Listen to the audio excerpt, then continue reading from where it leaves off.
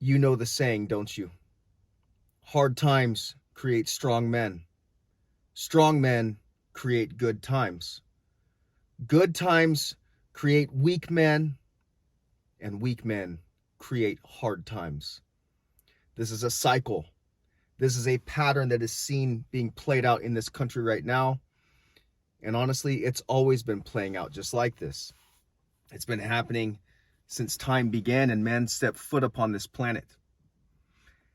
And I can tell you right now that having the knowledge and ability and wherewithal to control one of these things, or how much you can deadlift or bench press, and how tactically proficient that you may be, that might make you a strong man for a while. But those are perishable skills. They're fleeting. And as you grow old and you lose the ability to do all those things and all the things in life set in, you're going to find yourself that if that's all that you depended upon, you're not a strong man. Because what happens when you're in a wheelchair? If that's what you depended upon, your ability to tactically maneuver, your ability to pick things up and put things down, if that's what makes a strong man, then a strong man can only live for but a moment.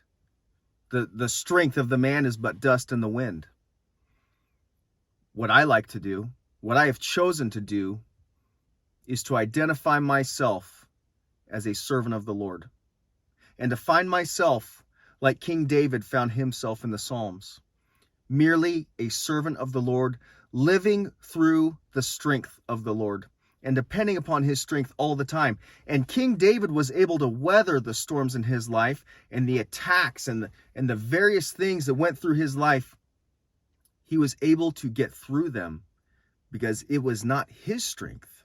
It was not how hard he was and how strong he was. Instead, it was a strength found not in himself, but in God.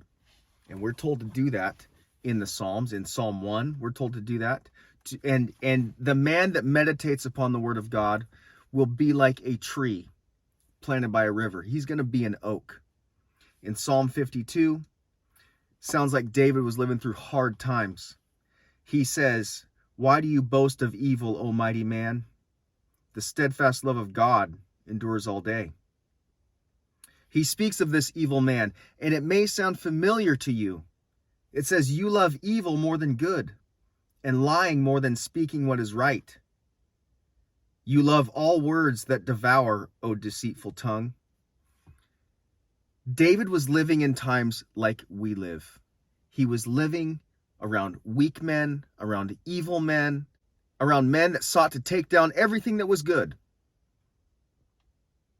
He was living in times like these. But he says here at the back end of this psalm, he says, "But I am like a green olive tree in the house of God.